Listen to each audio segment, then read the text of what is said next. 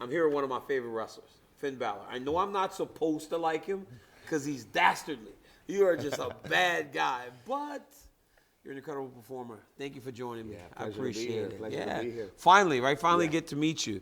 I know on camera, on TV, I play this dastardly bad guy, but in real life, I think I'm a nice guy. Yeah, you seem pretty nice, right? I've only been talking to you for a few minutes, and just seeing your actions, right? Like, you're a very inclusive guy. We've seen you make statements for equality for everyone around the world. You have anything planned for this weekend and, like, honor of that?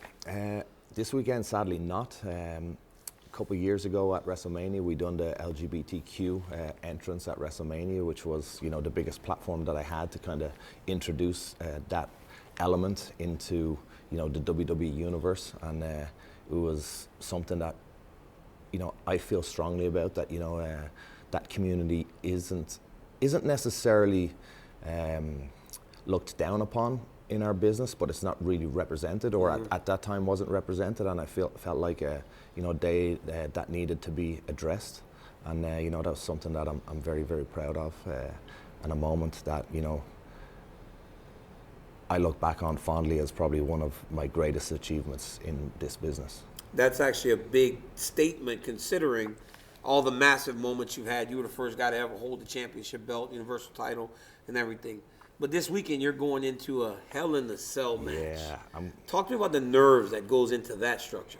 Well, it's a funny feeling because nerves normally come from something that you're familiar with. But, I've never been inside a cell. I've never seen it in person. I've only ever seen it on TV. So Edge says he's familiar with the cell.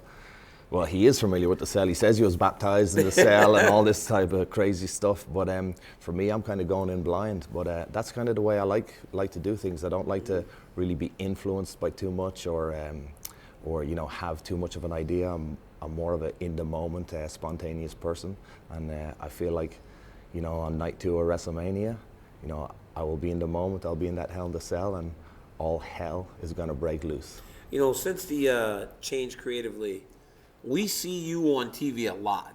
Like, outside of maybe Sami Zayn, I think I see you on TV more than just about anyone, right? Yeah. How satisfying is that to be in this position in the company? That's just the business, It just goes with, ebbs and flows, and, it kind of goes in cycles, and, sometimes you're kind of, you're cycled down the pattern, and then you come back up, and, the last year has been pretty successful. I'm not going to lie, last year being left off WrestleMania, I think I was the US champion at the time, and not having a match kind of like that hurt, and that stung. And probably it was a good thing in the long term, because I'd started to maybe take some of these bigger shows for granted. And, being left off that one was like a real reality check for me. And, I'm really treating this one like it's my last one. And, I hope it's not my last one, I'm still got plenty years ahead of me. But, this one I'm definitely not taking for granted, and I'm going in all systems ready to go. I spoke to Charlotte about that earlier, about her time away. You kind of appreciate the moments, right? Like, you appreciate the moments, and now you're there all the time, and you can kind of live in it a little better. Yeah, a lot of the times, the way we work, like being at, every week, all year round, you kind of like lose sight of what you're doing, and you're just kind of thinking about the next thing, and you don't actually think about what you've achieved. And I felt like that was for me for a large part of my career. I hadn't really stopped to take a breath and analyze what I had done for the first 16 years of my career until I actually got injured, and I was put on the bench for 6 to 8 months, and I got to kind of like sit back and digest everything that had happened over, the course of my career up until that point, and thought like, whoa, that was a pretty good run. Yeah. And really started to like, understand how far I had come, because for me, I always kind of look in the mirror and see this like, kid from Ireland who has a dream of being a wrestler and just being in a ring, and I never really thought it would happen, and then when it does happen, you don't even like appreciate it, because you've gone through that journey step by step and you've lived it. But it's not until it's kind of like taken away, or you kind of like take a step back, that you kind of realize how far you've come from that first day of showing up in a wrestling ring training to being Universal Champion. Yeah. And that time away, I know obviously it was somewhat of a a bad situation getting injured while winning the Universal Championship.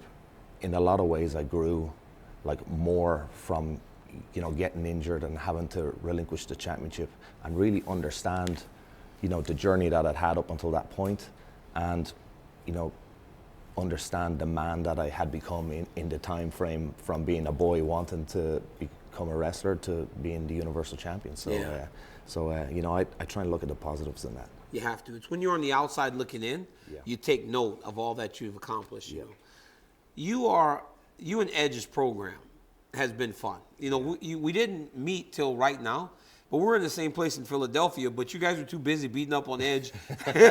You guys were too busy jumping Edge to really have time to sit there and introduce myself to you. But this has to be a moment for you.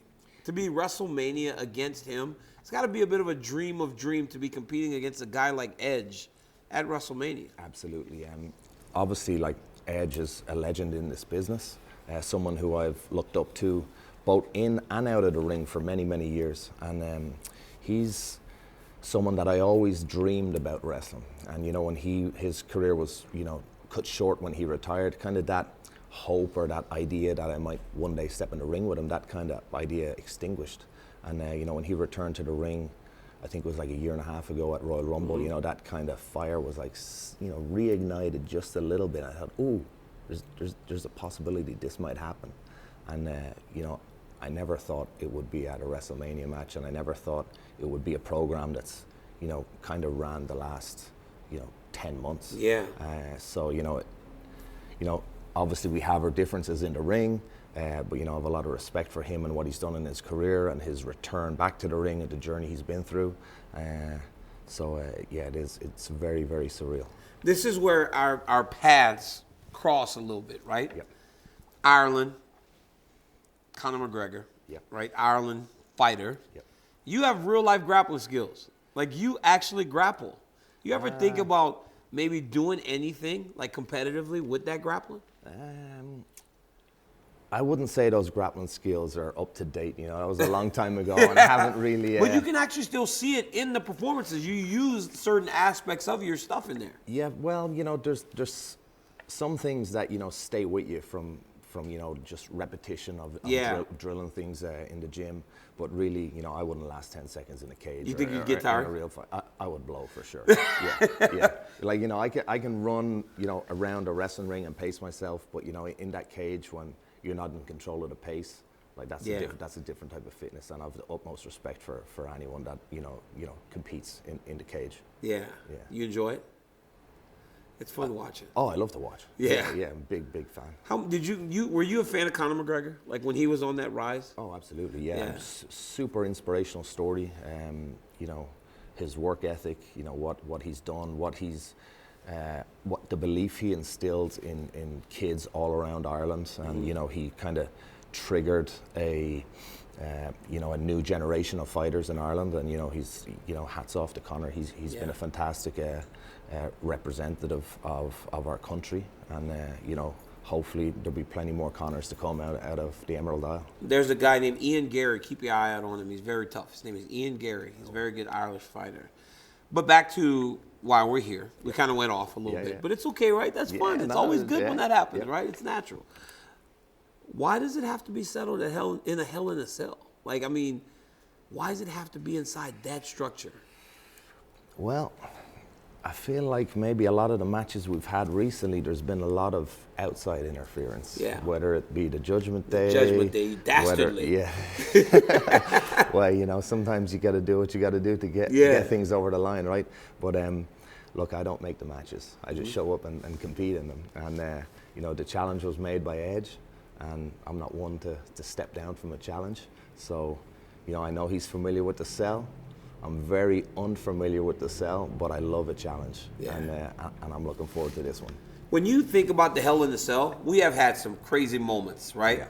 Obviously, the Undertaker and Mick Foley was, but any other moments just like in your memory that are your favorite moments of Hell in a Cell matches from past? I feel Edge and Seth Rollins had a really good one about a year ago. I think it was at the Crown Jewel. Then I remember Rikishi came off the cage, off the top of the cell, and that was insane. Scary. That was a scary one. And you know, I don't normally watch too much wrestling now. I don't like to be influenced by what's going on. You don't watch the product? No, I feel like that if you're watching something, even if you're trying not to be influenced by it, subconsciously you're going to start repeating the patterns that other people are using. And I like to create my own patterns. Yeah. So that's kind of the way I approach it. But last night I thought, you know what, I better like see what this cell is all about. Yeah. And you know, I went on YouTube and I like pulled up the videos of like best Hell in the Cell matches, and there was some crazy stuff. So I'm hoping that none of that goes down, at least from my point of view. Yeah. Because you guys, like, when you guys start to talk about the match, that's gonna be something you have to look into. When you looked at it and you watch it, have you seen it? Like, have you seen the cell? Like, have you been in, like, physically, like, grabbed the cage and been around yet? No, never. This will be your first time? I seen it from the curtain, looking out, peeking out in Saudi Arabia when Seth had the match against Edge. I just seen it from a distance, but I've never been in it physically. I've never touched it from the outside. So it's gonna be a real new experience for me. You know, I keep saying that the Judgment Day is dastardly, but bro, it's fun. That's a great angle. Have you really enjoyed that Judgment Day angle? It's reignited my passion for the business. I feel like I don't want to say I was getting repetitive or stale, but I was getting very comfortable in the routine that I was in. And, you know, I could go out there with my eyes closed and kind of perform, and, you know, I felt fine, felt comfortable. And I don't think that's a good place to be. You want to kind of push yourself, and you want to be, you know, excited to go out there and try something new. And, you know, I'd really wanted to, you know, dive into this heel character for a very long time. And when I returned to NXT a couple of years ago, that was the idea, was, you know, to kind of to turn heel and kind of start the character there and then bring it back to Raw and SmackDown. But in the time frame of returning to NXT and turning heel, COVID happened. And it took the live audience out of the equation. So when you don't have the live audience to play off, you can't really be a genuine heel, especially someone who was notoriously a babyface his whole career. Yes. So it was very difficult for me to portray a heel with no audience to interact with. So that's where we kind of got the Prince tweener character, where he was kind of a cool bad guy, kind of a cool good guy, but somewhere in the middle. So I kind of felt kind of robbed of that opportunity to play that heel character that I'd want to do. And then the time came that, you know, that second run in NXT had, you know, came to an end. I came back to Raw and SmackDown, you know, straight back to being, you know, babyface Finn. And it was something that, you know, I was very comfortable doing, but I don't like being comfortable, especially like 22 years in, you know. You know, I want something new, I want something different, I want to change. And you know, the opportunity came to turn heel and join Edge, you know, in the Judgment Day, and that kind of all got flipped on its head like in one night. And you know, we kicked Edge out. That wasn't a slow build. That was like kind of fast. Like that was like the day off. Wow. Yeah, because, you know, I was under the impression, like the week before, I'd kind of gotten a hint, hey, you're going with the Judgment Day, you're going to be with Edge, Damien, and Rhea. And when I showed up on the day, they said, oh no, change of plan. Edge is out, you're in. You're the leader now. Well, you're going to go from babyface Finn to like the leader of the bad crew. Because I don't know if you want to say I'm the leader, but that's what it feels like when we watch, because you're the guy that's been the champ. You're the guy that has been to the top of the mountain. So it feels like you're the leader of the Judgment Day. Don't sit here and tell me that I've just been perceiving this wrong the entire time. You can perceive it however you want. We don't like to say there's a leader, you know, we're all equals. And that was kind of the reasoning behind the story of that. Edge was certainly portraying himself as the leader, and he sure was. And that Rhea and Damien didn't agree with that, and then bringing me in, I obviously didn't agree with that either. So it was kind of like the inmates kind of started to say, well, we're going to take over the asylum, you're out. You're out. You're and y'all out, got rid you're of out, him. and we're Y'all in. done jump him all over the country and the world now too. Y'all beat him everywhere.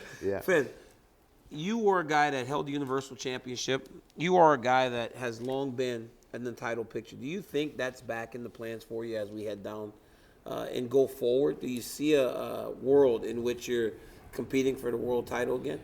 I don't really I don't want to say I don't value championships as much as some people do, but I don't think they're the most important thing to me anymore. Like, I've been very fortunate that, you know, I've won gold everywhere I've went, whether it was in the United Kingdom on the independents, in Japan, in Mexico, you know, in NXT. Here I've, you know, been Universal Champion, US Champion, Intercontinental Champion.